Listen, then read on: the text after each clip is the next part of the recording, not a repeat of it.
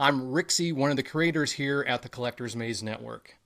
The dedication and passion of my guest today led him to secure an agent at the age of 12. You can hear his voice in like a billion commercials, various video games, and some great animation. He's an actor, voice actor, and a singer-songwriter. Everyone, Mike Previti. Mike, man, welcome to the Maze. Thanks for being here. Thanks for having me, Rixie. I really appreciate you and Keith asking me to be a part of this. This is great. Yeah, when I saw you were on the list, I was excited, and then I started digging in. I'm like, holy cow, I cannot. Yeah. Oh, thanks. I'm excited man. for this. I appreciate that.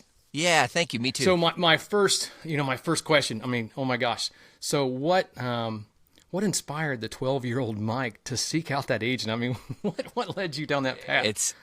Yeah, man. It's funny. It's a funny story, and I was just thinking about this the other day, for whatever reason. But when I was a kid, I got into I kind of grew up in one of those families. Like my parents weren't artistic and creative, but they loved. Like my mom grew up like listening to a ton of music. So when I was a kid, really young, all she had was music just blaring in the house all the time. Nice. My dad loved old movies. He was always like watching movies, old movies though, and my dad had always wanted to kind of be in the industry, never really went for it, never did anything. So when I was really young, I just kind of caught the bug. I don't really know why. I think with a lot of creative people, it's just kind of in you. And I was very attracted to it, and I really didn't even know why. When I was watching movies with my dad, or I would watch cartoons as a kid, or I would listen to music, it was all just like, I knew I kind of wanted to be in it, but I didn't even really know what that meant because I was young, And then I don't even remember how it happened, but I knew that you needed an agent for some reason. Like, so the movie thing, I was like, I want to be in that world. And I don't know where I, found out about agents or whatever, because again, it was so long ago, but I knew you needed one. So I would call my dad up at work every day and I would say, can you look to see if you can get an agent, get in contact with an agent?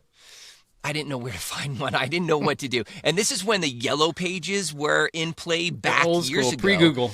Old school, man. Oh, way pre-Google. So I would bug him every day, and he was at work, he was busy, and he kind of thought it was a phase. He's like, he's just gonna forget about it after a while and we can move on. And then one day I called him at work because I would call him every day and I would say, hey, listen, did you do it today? Did you do it today? Did you look for me? And the way that he had told the story is that, he had gotten off the phone and he was like, okay, I'm just going to open the yellow pages. I'm going to hit the first agent that I see. If there's even agents in Boston, who knew at the time, because that's where I am from. And so he looked in the yellow pages, and the very first thing that he found was a place called the Boston Agency. And it was a talent agency, modeling agency in Boston. So he's like, I'm just going to call. They're not going to be looking for anybody, and that's going to be it. He called. They said, as a matter of fact, we're actually looking for kids right now. So all of a sudden, I have this appointment. I go in with my dad. I sit down, and basically, they were telling us what the agency was about and held me back. There was a few other kids and their parents there, I remember. And then after the kind of meeting was done with everybody, they asked me to kind of stay back for a minute, me and my dad, and then just said, hey, listen, we think that you'd be really good for the agency, blah, blah, blah. So it was kind of like my first agent, which was funny. So I did a couple of commercials, like on-camera commercials when I was a kid, and just went on auditions and things like that. And so, yeah, so that was kind of the story with the first agent there, I love that. I mean, you have to take a swing because you don't know what's going to happen, right? Yeah. If you don't ever swing, you're never going to hit one out of the park. And that sounds just like what you did. And I didn't know any better than not to swing. You know what I mean? I didn't know anything about it. So to me, it was just like, yeah, let's look for an agent and we'll get one and we'll go from there, I guess, Oh man, Mike, that is great. That is great. Well, yeah. Let's start in the voiceover world. I mean, because you spend a lot of time in that space, right? I mean, that's every minute of every day, it seems, most times. So well, I went out on your site, MikePrevitiVO.com, and I started digging through your demos, and I'm like, holy Yeah. cow, I feel like I've heard that voice like everywhere for a long time, right? I mean, Yeah. it Yeah. was instantly like that commercial. I hear it. So, I mean, do you get that a lot from people when you're out in public? Do they start talking? It's like, I know you from somewhere. Yeah, I'll kind of get a lot of the question I think that a lot of voice actors get is so where have I heard you before? And it's hard because unless you're doing national commercials all the time, it's kind of hard because a lot of the jobs that will get are kind of ads that you only see on the internet, Yeah. or commercials that you're seeing on the internet somewhere.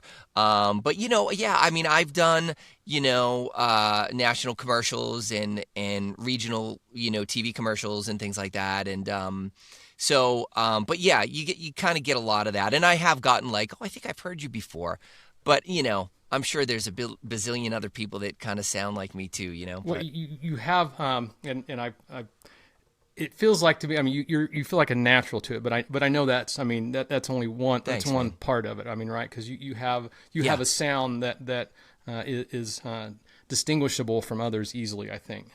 So Oh, thank you. commercials. I mean, how I mean, have you kept track? I mean, how many have you done? God, I haven't kept track. I mean, I keep track, so I have a, spreadsheet that I basically mark down every Oh, job I that I love that. get as I get them monthly. And I do it for, for obviously for income reasons. And it's always cool to look back and kind of remember what you've gotten and all that stuff. And so It's like a job so yeah, journal. yeah, it is. It is, like tracking stuff and it's important. So I don't really know how many I've done. But I do remember getting the first national commercial that I've gotten, TV commercial. And it's funny because, when I had auditioned for it and I got it, and I literally only have one line in the commercial, but it's for a commercial for a place in New York City called Magnolia Bakery, which is a really famous bakery in New York Oh, City. okay. I think it was on Sex and the City is where it kind of got popular. It was shown there, or they were there or something. So it's kind of how it got popular, but it's a pretty famous one. And I play a brownie in the commercial. I play a brownie. So that was What the What first does national a brownie commercial. say? I got. The brownie said, so it's a brownie and it's a thing of pudding, it's a cookie, and there's something else that I forget. But I basically I think the pudding says, it opens the commercial and says something like, oh wow, they don't have any snacks here. And I basically look at the pudding and I go, we are the snacks pudding. Like, so it's like that's all it was. But it was, and I didn't even know what I was auditioning for initially.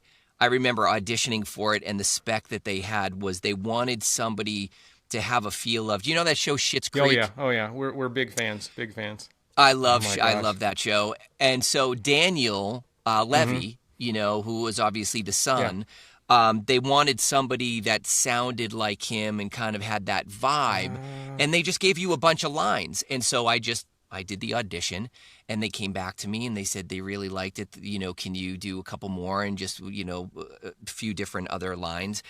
And then at the end of the day, I ended up getting the gig. Still didn't know what it was. They told me it was for Magnolia Bakery, but they didn't tell me it was a national TV commercial, and I only had one line. So we ended up doing a directed session for it, and I remember I had to say that one line. It was probably like 60 times. It was crazy, and but it was great. So anyway, that was my first one, but I don't keep track of them. I'd have to kind of go back Well, and I look, love it. I love that you have a spreadsheet. I mean, Yeah, data is powerful. You can do a lot with that, and it's good to go yeah. back and reflect on that. So I love that you do that. But all right. So one follow up to that. What's your favorite Schitt's Creek line? I mean, what's your favorite line from Schitt's Creek? Oh God, I couldn't tell you because I really I don't Okay. know them that well, but I will say that I remember watching the show a few years ago initially when it came out, and I watched the first episode and I was just like, I just wasn't Yeah. feeling it. And then for whatever reason, I went back to it and was hooked. just hooked. It's so And good. then it was like my favorite show, and I watched all the seasons, and it was just, yeah, it was phenomenal. I mean, the comedy is just, and the improv, because they did a lot of improv on that show, and was just Well, amazing. you have to, because some you of know? that stuff you just don't write. I mean, it's just that happens in the moment, No. right? And I think that's where, I mean, Yeah. and especially when you get, I mean, that's father son, right? When you get those two together, I'm Yeah. sure it's just like improv genius right there. Totally. I totally agree. Well, all right. So jumping back into voiceover, so a client Yeah. comes to you, right? I mean, and whether it was Magnolia or whatever, and they say, okay, we want this, and then how do you figure out what this is? I mean, what's your process for developing that character? Well, first, I think it depends on the actual type of job that it is. Animation, or if it's a video game, if it's a commercial, because it's all acting, right? It's all acting. Even when you're doing a commercial, you're trying to be as authentic as possible in that character, because at the end of the day, you want people to believe what you're saying. It doesn't matter if you're trying to sell a product, if you're trying to be funny, if you're trying to, be very authentic and be a character in a video game, people have to believe you. So it really depends on initially what the client is looking for. The majority of times clients have, in every genre, they have a pretty good idea of what they want. Sometimes they don't. Sometimes when they send the audition out, they don't even really know what they want until they hear it. They might have a spec, and they might say, we want you to be whatever, warm and authentic and young sounding, whatever the spec is, but they don't really know. And then sometimes they don't, then when they get the auditions, then if they go, oh yeah, that's what we need. So, I'll always try to get as much info from a client beforehand. My favorite jobs are the ones that allow me a little leeway to improv a little bit, if that's called for. I mean, on commercials, you don't really, depending on the type of thing you're doing, you don't really, you don't have a lot of opportunity to do that. So it really depends on, what the client gives you initially. And then, the more info they give you, I try to get as much info up front before I actually do the job, because jobs can happen in a couple of different ways. Sometimes they allow you to just record on your own, but sometimes they want to be on the call while you're, and directing while you're, like Riverside. We talked earlier about Riverside. I've used Riverside for that before, and I did a series on Riverside, and the director was on the whole time, and we went through, I think it was a 3-hour session, and there was everybody that was a character on the show was on the session, so we were able to work off each other, which was great. But a lot of times they have what they want, and a lot of times they kind of allow you to play a little bit just based on how the session is going, Gotcha. So what are the questions you typically ask in that situation? So, if it's a limited amount of explanation on a character, I will usually, if it's character based, again, like more like video game animation, that type of thing. Like, I put it this way. A good example is I do a podcast. I do a bunch of characters on a podcast. It's a children's podcast called Who Smarted. And it's a very popular children's podcast, and it's a learning-based podcast. I love that. And that's Who Smarted, right? That's what Who Smarted. Who Smarted with and it's a great title. Great. And I work with a great company out of New York, and dig that up. And it's a great podcast, and it's all character-based. They come up with some really crazy characters on it. But when I started working for them, I've done a bunch of characters for them. They'll come to me, and the director, producer will come to me and say, this is this is what this podcast is about, and this is the character I want you to play. Okay. And then he'll give me just a sentence of, we think it should be this and this. And then I'll take that and I go, okay, it's limited, but I think at this point they know that what I try to do is I'll have an idea when I see what it is, if whatever, it could be anything from an animal to an inanimate object that I'm playing or something. But I'll kind of get a good idea of what I'm looking to do with it. So what I'll do a lot of times is I'll send a sample over to the producer, and I'll do a couple of different takes of just different ideas that I have on the character, and then I'll forward that over, and that's what I do with this podcast that I do. And I'll say, hey, I got 2 different ideas, this one or this one. And then they'll send me back an email and say, oh, Mike, I love take 2 the best. Stick with that one. And then once you have kind of that nucleus of what you're looking to do in a character, then you can play off of that, in a variety of different ways. That makes a lot of sense. So, yeah. Are you exclusively remote? I mean, do you go? I mean, really? Well, yeah, I am. And the majority of voice actors now are exclusively remote. Okay. I mean, there's plenty of times that you can go into studios, especially out in like on the West Coast. If you're doing animation, it's all kind of studio based now. You don't do a lot from remote, but there's still some of that, Years ago, I mean, pre-pandemic, it was, you didn't really know a lot about, you weren't doing a lot of things remote. But people have had home studios for a while now. And the majority of things that you do are remote, which is, it's great for a lot of reasons, but there's, I think, a downside to that too, because I personally am a very social person. I like being around people.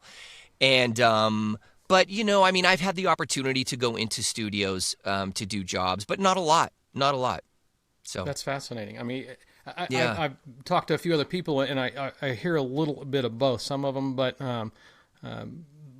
the remote, I mean, so you rarely go into the studio. So really, I mean, that's what a great, I mean, and I do agree with you. I'm a huge in-person, I like to be in person, but the flexibility that offers you to do it, I'm assuming you have a home studio that you set up. I know,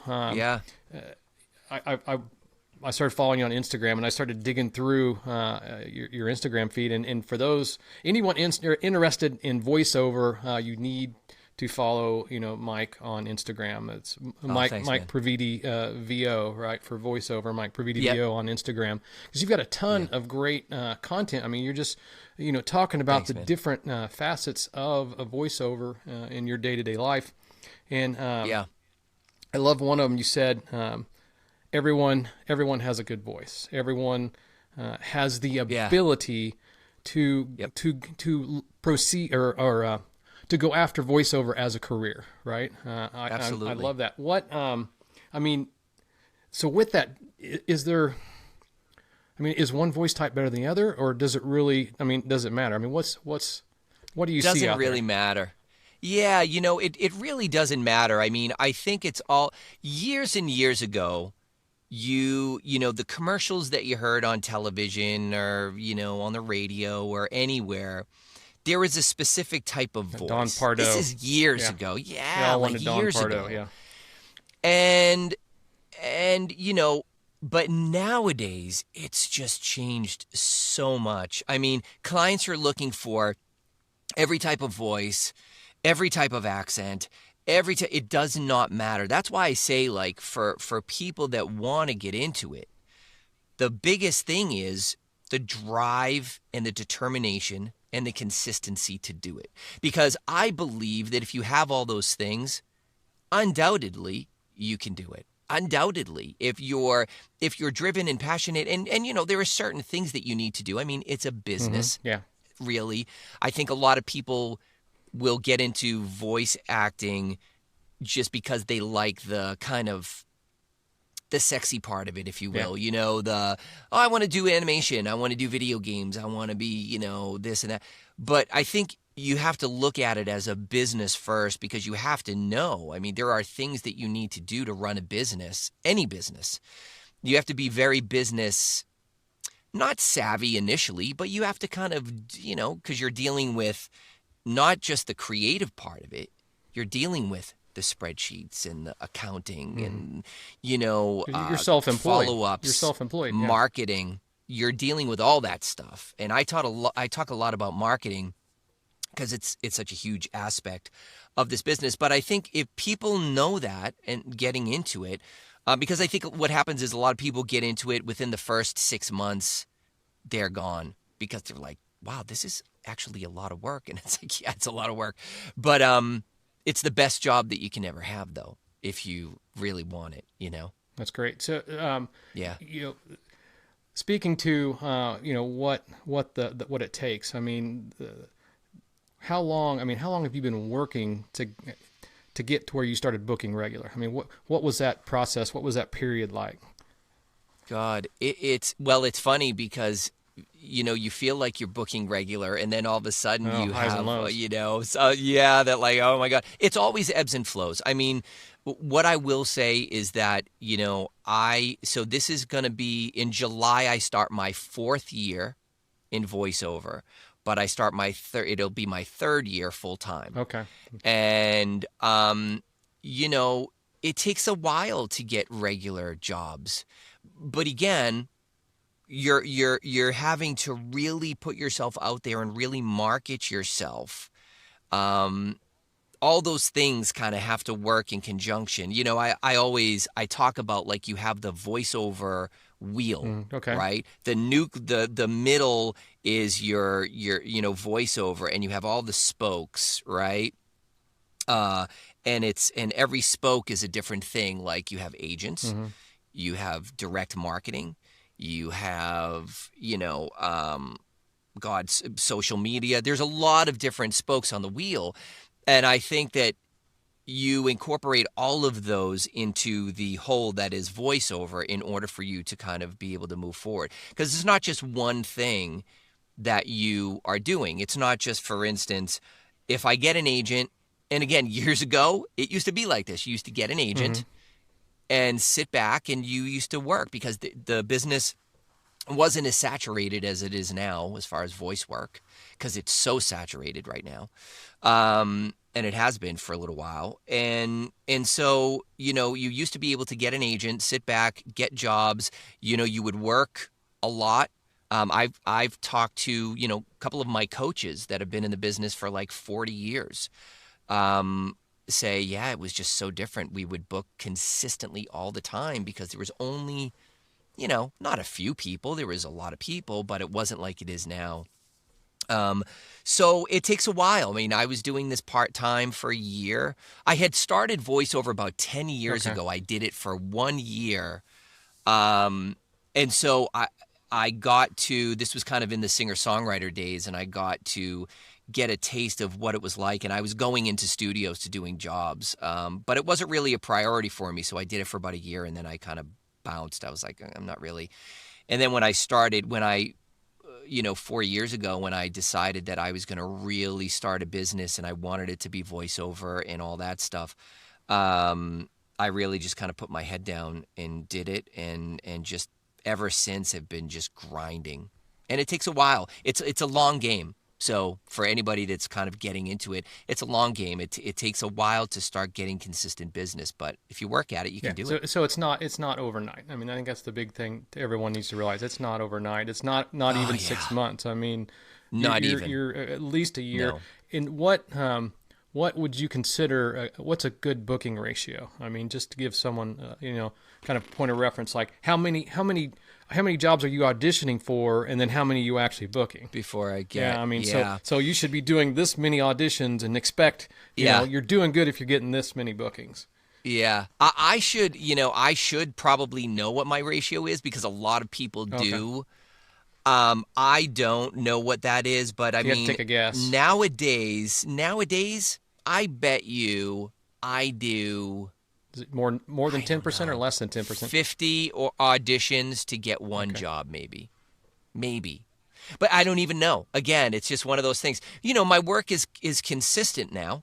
As far as monthly, but it's one of those things though, where again, like last November, December, I was like, oh my God, I'm never going to work again. It was so slow. And a lot of people, I mean, it was the end of the year, it's the holidays, that happens. So I was saying to myself, oh wow, come January, if it's like this in January, I don't know what it's crazy. And luckily, for whatever reason, and this is how it happens, I got busy in January. Yeah. So January was a really good month for me. And this year so far has been good. It hasn't been phenomenal, but it's been good. So it's one of those things where ebbs and flows. Just when you think you're doing absolutely wonderful, you'll go down in a ditch and go, oh my God, what's happening? I'm never going to work again. And then it goes up again. So it's just the nature of being a freelancer. It really is. It's just the nature of it. Which is a tough ride, because you ride. I mean, you financially ride those ups and downs. I mean, as between, and I think that's what a lot of people don't realize, is that when you're doing that full time, when you're not booking, you still got bills to pay. I mean, so that's tough. That's rough, especially during strikes and all that. I mean, that's hard. Yeah. That's hard. Yeah. Yep. Absolutely. Absolutely. Rejection. I mean, what's your trick for? I mean, how do you not let that get into your head? Does it I still? think it's inevitable. Yeah, it does. It's inevitable. I'll give you a quick story on that, because it just happened.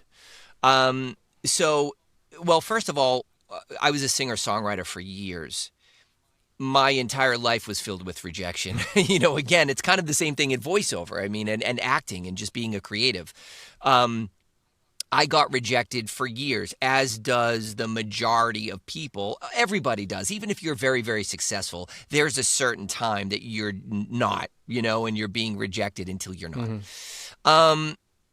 So with voiceover, it's the same way, because you audition, you send in your audition, and then you don't think about it. You just move on to the next one.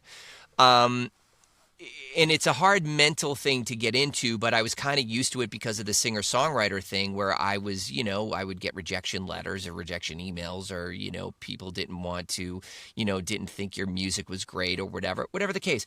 But I think, again, being the nature of a freelancer, it's something that you have to have a thick outer shell for, because it's part of the game. It's part of the entire thing. And the story that I was going to give you was, I did on-camera stuff when I was a kid, and I never really thought I was going to do on-camera stuff again. And I haven't, but an audition came through a couple of weeks ago that was an on-camera thing. And the specs, when I read the specs, I was just very attracted to this for whatever reason. And I was like, maybe I'll just kind of go for it and I'll do a self-tape. And I did. And I didn't even think twice about it. I did a self-tape. I sent it into the casting agency, and I didn't think twice. And then I got a call back, and they called me, I don't know, it was last weekend, and they said, hey, you got a call back. We want to see you in Boston on, Wednesday. And I was like, wow, I haven't done an on-camera thing since I was probably in my 20s. How were you nervous? Oh, yeah, it was crazy, because I was like, yeah, and I went down and I did the, there was me and I don't know, maybe about 4 or 5 other people there that they had called back for a second audition. And I had, and I auditioned, and the director was, on Zoom or whatever it was. And I was like, wow, I got a real good opportunity to get this. Who would have ever thought? And I think I would have heard by yesterday. And I didn't hear anything, so, I didn't get it, obviously. And it was a bummer. But even when that happens, and with voiceover, it doesn't happen a lot, because you just don't hear, and the majority of auditions that you do, you're not going to hear anything from. Silence is sometimes the worst. Silence, yeah, and it really can be. So I think every creative, we're all sensitive people, man. Us creatives are sensitive people, right? So the majority of times it doesn't get in my head. Sometimes when it does, I let it kick around for a bit, whatever. I deal with what I got to deal with mentally, and then I move on, But sometimes it takes a day or two, or, again, because the times that it comes up a lot, I think, are when you're having the slow times in your career. When you have slow times, it's a lot easier to feel down on yourself, or question yourself, second guess everything that you're doing. But when you're working and it's busy and you're doing things, you're like, life is phenomenal, and you're not questioning that. So again, ups and downs, but rejection is a big part of this business. So I think that if you're getting into voiceover, you just have to know that rejection is something that you're going to be dealing with a lot. Yeah. And I think at that point you refer to 12-year-old Mike, and he just keeps swinging, right? I mean, you just take big swings. Yeah, man, swinging. I appreciate that, and that's a great way to look at it, because I think if you talk to my friends, you talk to my wife, they will probably tell you that I'm probably the most driven person they've ever met. I just, for whatever reason, I'm that way. And especially, when it comes to my passion, which is the arts and voiceover, and it's just something I absolutely love, and I just keep swinging, man. Absolutely. Keep swinging. I think we're all Yeah. that creativity bug is wired into all of us. I mean, we all have the different ways we express it, but I That's think right. it's part of what makes us, human and to be creative Yep. one way, shape, or form. So I love, hearing how people deal with adversity and rejection. I think, for me, it's you got to always learn from it. And the big thing is you look, is there something I should have done different? And then number Yeah. two, don't let it destroy me. I need to step and continue moving on and continue swinging. You do, yeah. I think it can get rougher. I mean, there are times where you go, oh, am I going to be able to pick myself up out of this? But you have to just keep going. One foot in front of the other. It's the long game. Nothing, that's worth having is or what's worth something. Anything worth having is worth waiting for, right? Or worth working for, whatever. All of but it it's applies. true, and it really does. It all applies, and so it's just a matter of you keep swinging, you keep doing it, because right when you think that you're not where you need to be. And it's happened to me. All of a sudden, I'll get this job, and I'll be like, "Holy crap!"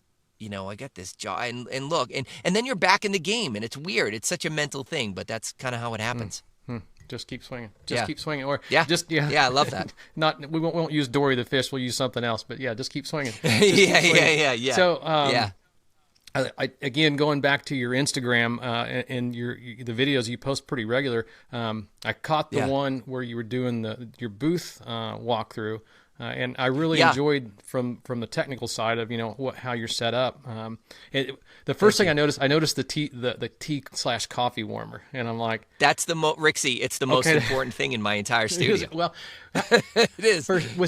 You make a living with your voice. How do you take care of that? I mean, what steps do you take to take care of your voice?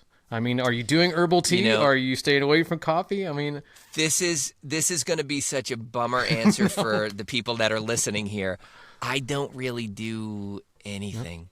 But let me explain to you, though, because there's kind of a caveat to this. So when I was a singer-songwriter, and I've been playing music since I was a kid. I'd been singing since I was about 15 and in bands and my own thing and touring and doing all that stuff. So I was always taking care of my vocal cords, where my voice by, I was always warming up. I was taking vocal lessons, and so fast forward years later, where here I am again in a different capacity using my voice. I know my voice so well that when I feel like I need to really warm up, then I will. Like if I'm doing an animated series or a video game session where you have to do a lot of efforts and things like that. Like I just did or a few months back last year I did a video game session for the game Ready or Not. Okay. And you have to do a lot of efforts, screaming and you're dying and gurgling and all that stuff. You really have to warm yourself up for that. So I know when I need to, or if I'm getting a little cold, or if I'm, because the one thing that I'll say about your voice is, and it might not sound it, but your voice is different every single day that you wake up. It's just different. And I'm not saying in the morning where it takes you a little while, you're groggy to get up. I'm saying, your body is just an amazing thing, but your voice is different because of the food you eat, the things you drink, how much exercise you get, are you stretching? It's all that stuff. So when I feel like I need to warm up, I will warm up. I drink mostly tea. I don't drink a lot of coffee. Like I had a coffee today, but I'll have maybe a couple of times a week.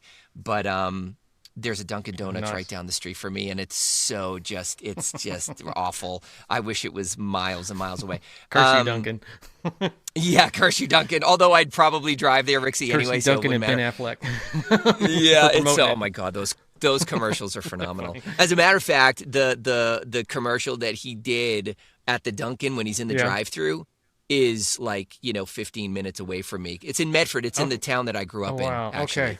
And yeah, it was pretty funny when I had initially seen it. I was like, oh my God, I know where that is. So anyway, I drink a lot of tea.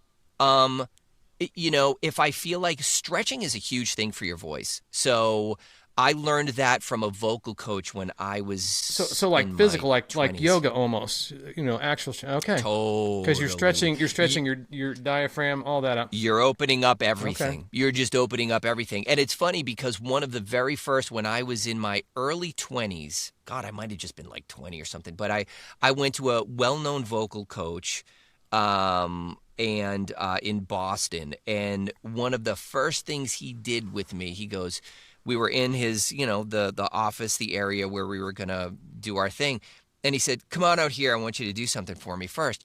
And so we went out and he had a pull-up bar. And this was his house. And he had a pull-up bar in a door frame. And he goes, just hang from there for me. You're like, And I was like, what the hell is going on right now? I was like, what's happening?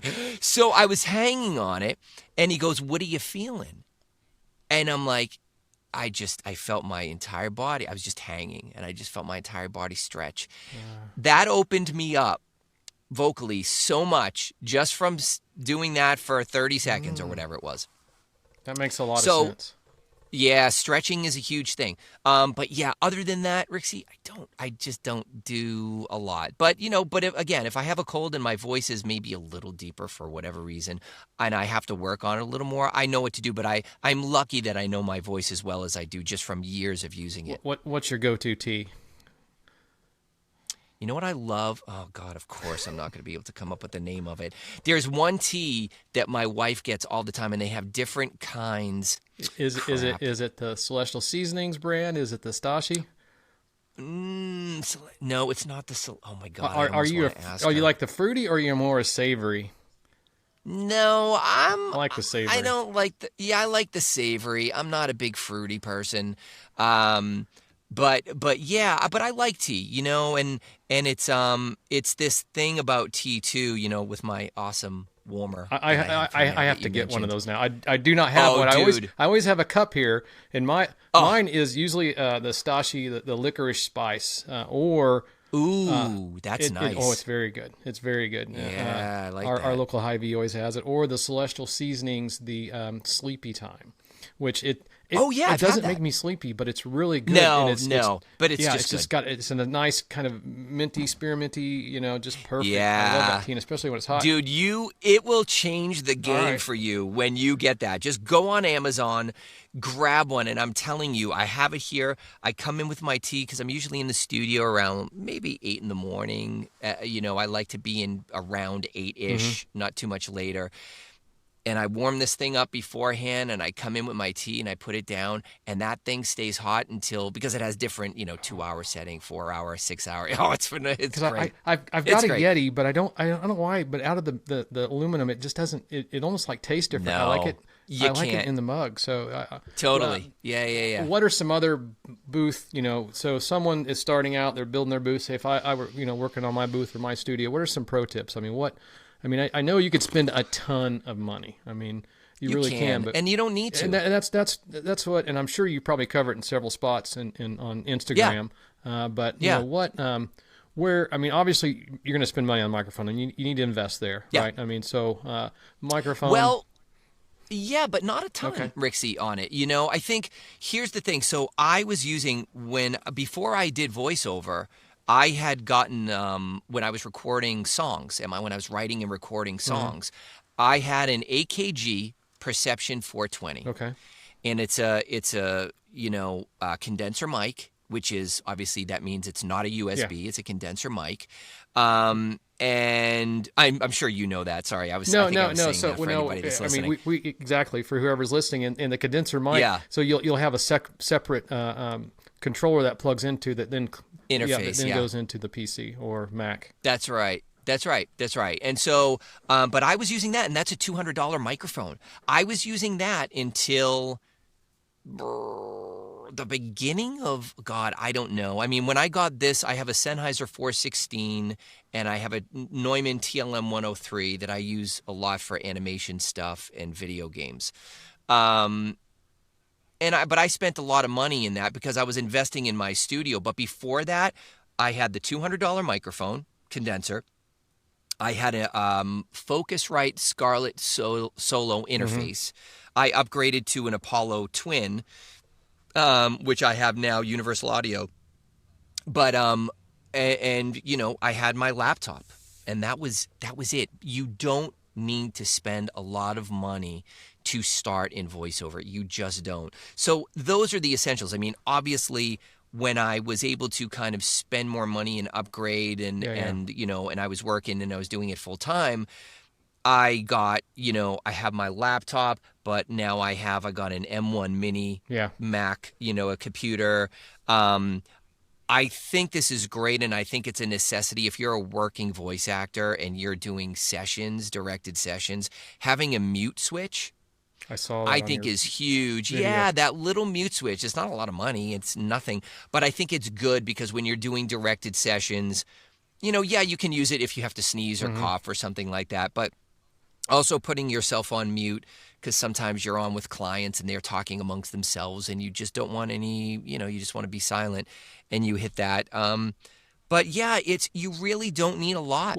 You don't need a lot at all, those basics. So sound deadening, I mean, what are you doing there? I mean, how did you create, you know, did you wall off a corner? Did you buy a separate booth? I mean, where did you go there? So what I'm in right now is my walk-in closet. Okay. And it's not a big walk-in closet. It is literally 3x4.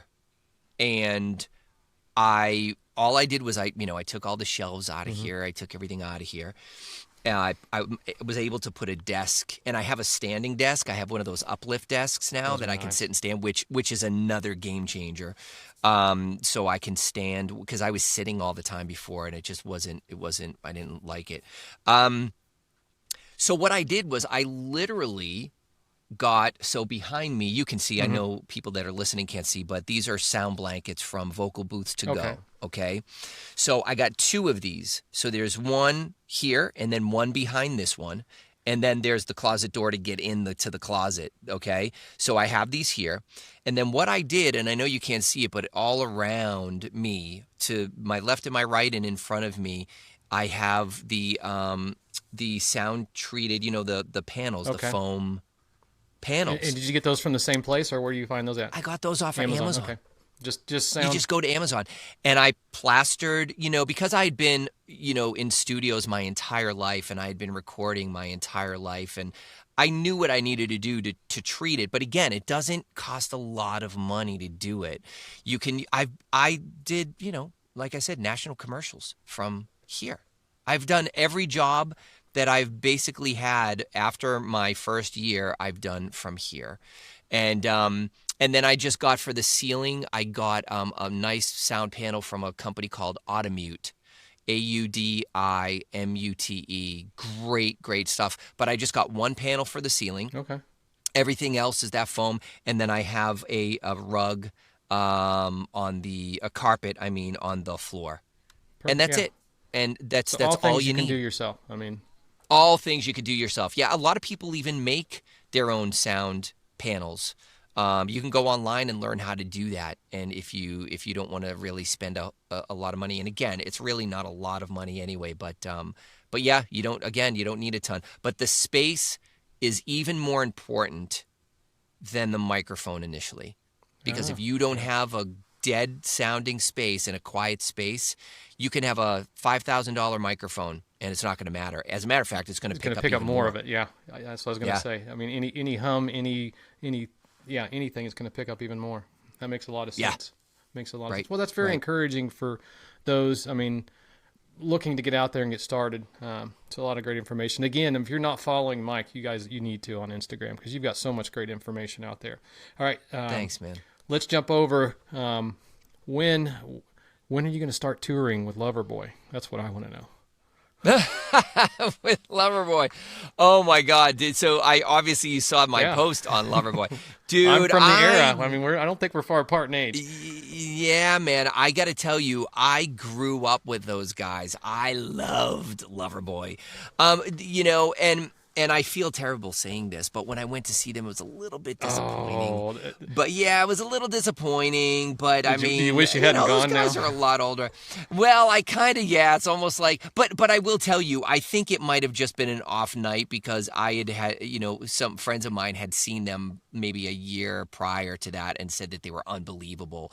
I saw Loverboy and Foreigner. Oh, And yeah, dude. because I always wanted to see Loverboy because again, when I was a kid, I just those guys were like everything to me when I was really young, and and then yeah, but I got to tell you, Foreigner came out and just killed it. I mean, oh my God, they were so good, and so yeah. I think touring with Loverboy is something I think that has passed, but You never but know. it was You good. never It know. was good. No, right? You never know. I don't really do a lot of music things anymore Oh, either. I was going to ask you that. I mean, where you're at on the music Yeah. world. Yeah, I don't really do a lot. Well, I will tell you this. So I still sing for clients for like Sure. jingles and things like that. But as far as like writing and recording things like that, yeah, that's something that's I think it's because I did it for so long that I haven't closed the chapter because I'll still do things with friends of mine, like they'll ask me to jump up on stage and do something with them or whatever. I'll do that kind of thing every once in a while, but that's more so for fun. But I still do use my, singing, like I said, for jingles and for like I've done a couple of animated, like show openings and things like that for clients. And so I still use it in that, but it's not as often as I just do regular voiceover stuff. And for those going down the voiceover path, I mean, singing is a good tool to have in your tool belt. I'm assuming. I mean, how can it not? It's great. I mean, because Yeah, it's just something else that you can add to the mix that it's like because not all voice actors can sing. So if you have another tool in the tool belt, it just makes you look more attractive, to agents, to clients, depending on the project. But yeah, if you can have that, because again, like on my website, I have my singing reel on my website.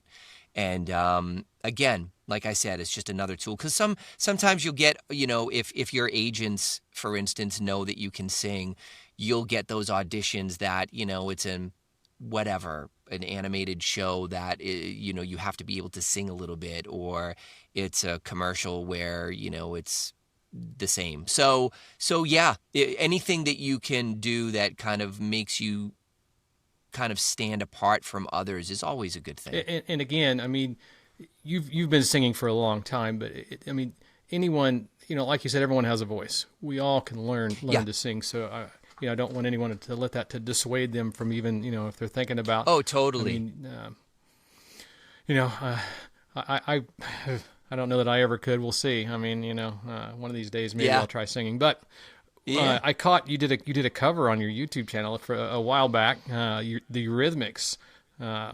So Oh my I know. God, you saw I that? did. I found it. Holy crap. It was good. It was Rixie. good. Oh, see, that's the thing about the internet, man. It Stuff that stays you there do forever. forever ago stays there. I need to do something about that. Oh, no, you need to but do know another. What's funny? I appreciate You that, need to man. do Yeah, another. I loved doing that. I loved doing that song specifically because it was one of those things where I think I would do that live too. But yeah, I loved it, and it was one of those things. I remember doing it, and it didn't obviously like go viral or anything, but it got a lot of hits. I remember, and yeah, that was one of those things that I don't even know how I came up with it, but holy, I can't I'm going to even put believe another that one you in your found head. that. All right. Okay, what is Sweet it? Caroline. Oh, little Neil Diamond.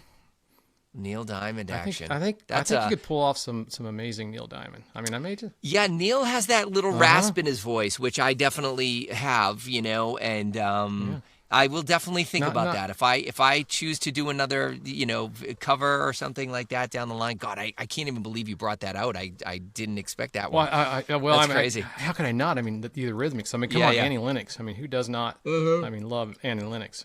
Amazing. Yeah, no, amazing.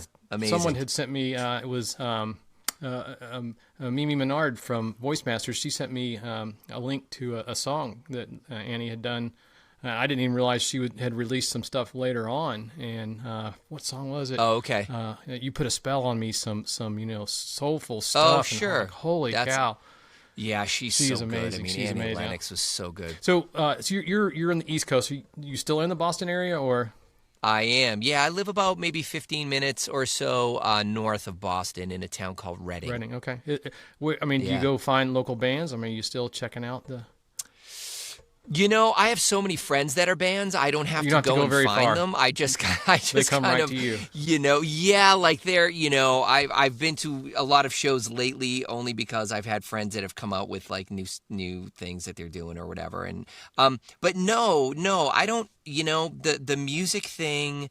It's funny. I love seeing a good, solid band for sure. But yeah, going out and kind of like searching that stuff now and looking for new things. I don't really do that anymore. But I do, like, if I come across a new band, like just new music from somebody that I love, I actually just downloaded, there's a country artist by the name of Hardy. Okay. That is, came out with a new song the other day, and I was just flipping through the stations. I like country music. I mean, it's not really country; it's like pop music now, anyway. Yeah. But I like listening to that. I listen to that station, and I listen to classical music. Okay, yeah. And I love classical music, and so. But I was this dude Hardy came out with a new song that I loved, and I just bought that. But I don't buy songs anymore. I don't do a lot of that stuff, Yeah. But okay, classical music. I enjoy all kinds of music. All kinds of music. I mean, Postmodern Jukebox, one for you to check out. Okay. They take Scott Bradley. He takes and reworks cover songs into like 20s, 30s, kind of jazz or big band, and just and it's a collaboration of different artists that will come in and perform on them. And I think one of them, the voice actors from Pinky and the Brain jumped in on it. I'm trying to remember the name. Did they really? Great one to catch and listen to. I'll have to check that out for sure. Yeah, you have a great album on iTunes. I mean, it was like 2005, 2006. Extraordinary. God, yeah, it was a long time ago, man. Yeah, that was that. It's got some real Loverboy vibes to it as well. Does it? You think? Yeah, I appreciate that, man. Yeah, that was a labor of love. I did one more after that. I think it was in 2008, but it wasn't a full. It was only like an EP, Okay, I'll so have it to was look like for that one. 6 songs. Yeah, and but yeah, the Extraordinary album, and that was the one that I got. I'd had a record deal at one point, and it was a really crappy record deal, and hate to hear that. I had to sue the record company to get the rights to my record back. It was like a whole thing. So that was a fun time. There's a whole master class in that. I mean, it just... Oh, there really is. It's a whole other podcast. Your creative property, right? I mean, I feel like that needs to be, a class for everyone going into any, this industry, any way, shape, or form. Absolutely. So, all right, music. I mean, more cover songs. I'd love to see them. I mean, and thanks, man. I appreciate that. The Eurythmics ones, I'm like, oh, and I love your take on it. So, thanks, dude. Everyone get out there and dig and find that one. Oh, please, God. So let's go into animation here. Okay. Frankenellos. Frankenellos. Frankenellos. That is like the Munsters meets the Sopranos animated.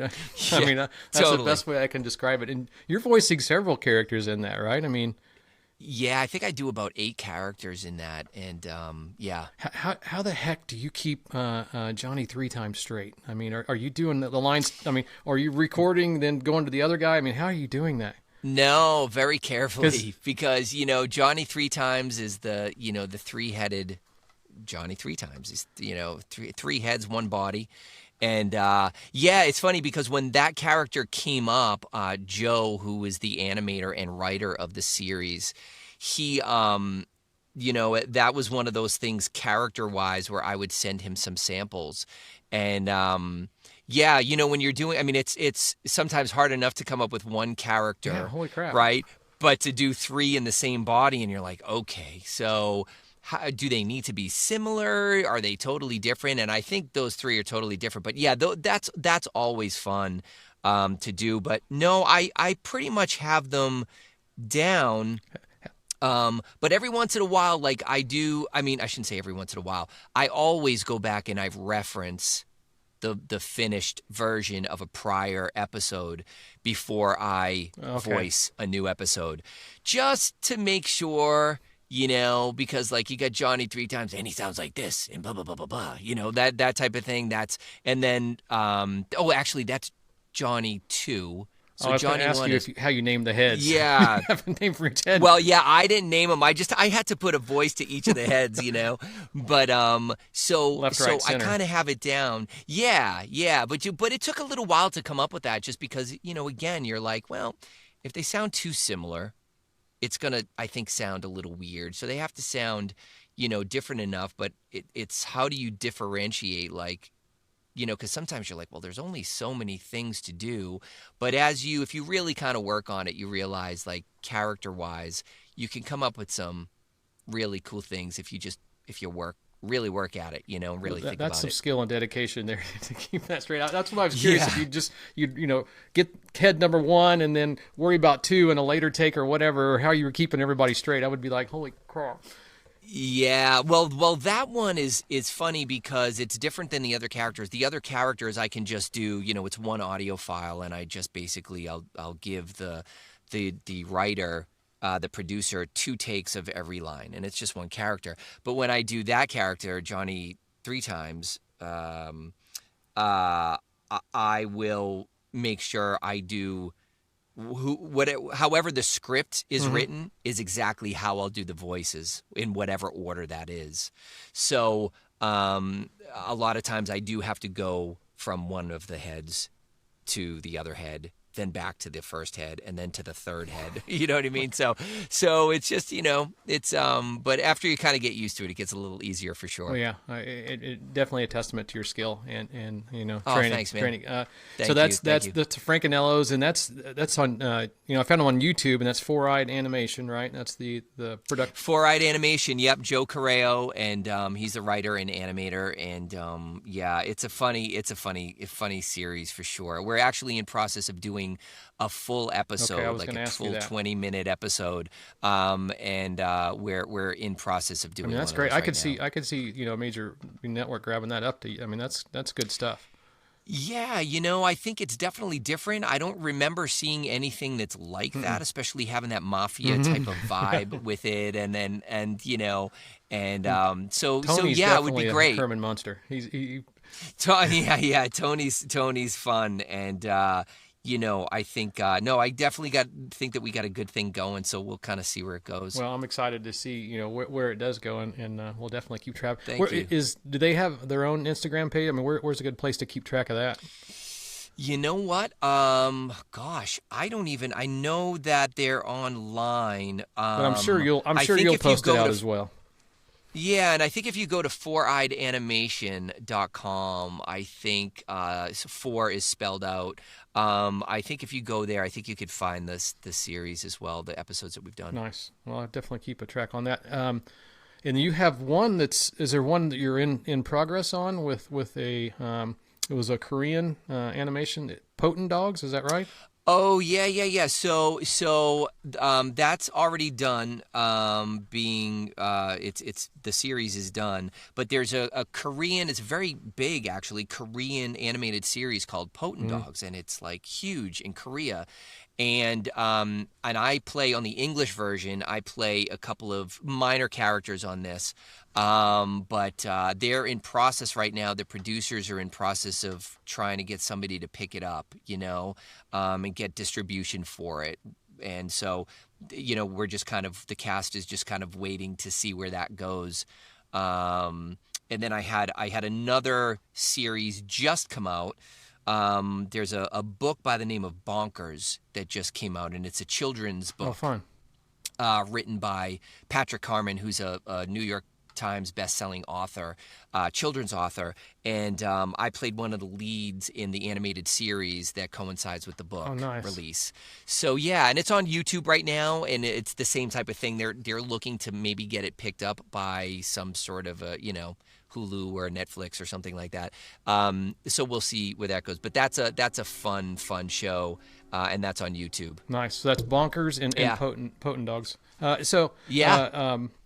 Where, I mean, obviously Instagram, the best place to keep up with you for everyone that wants to. Yeah, I mean Instagram or TikTok. I'm on TikTok a lot. So either one of the two. And I try to post every day ish, and it's just basically posting based on my things that I'm doing. But I'll kind of go on there and just give little tips and pieces of advice, and it's all based on really what I'm doing every day, and just from my perspective, because you have 50 million people posting their thoughts and ideas about their careers and how you get into voiceover and all that stuff, and I just kind of base it on my experience. Well, you definitely have a vast amount of experience from what I can see, and the videos, your demo reels are great. The commercials, I mean, are, like I said, as soon as I started listening to the demo reels, I'm like, I've heard that commercial. I've heard that voice like many times. It was instantly familiar. So, awesome. Encourage everyone. I mean, get out there and follow Mike on Instagram. There's so much great information just to glean. And not just. I mean, even if you're not interested in voiceover, I mean, just the life lessons, because a lot of it applies everywhere. I mean, just the keep swinging. A lot of the things, the setup in your booth, how you can do a lot of things yourself, which can apply in a lot of opportunities. All right. Well, thank you so much. I had a blast talking to you. Yeah, I'm me excited. Too, man. I'm excited to so see, much. the potent dogs and bonkers. I want to dig into those, and I'm going to hold my breath for the cover song. I mean, I don't know. Yeah. I don't know. I appreciate that. Listen, you never say never. Never say never. That's it. Never say never, man. All right. Well, have a wonderful afternoon, and thanks a lot, man.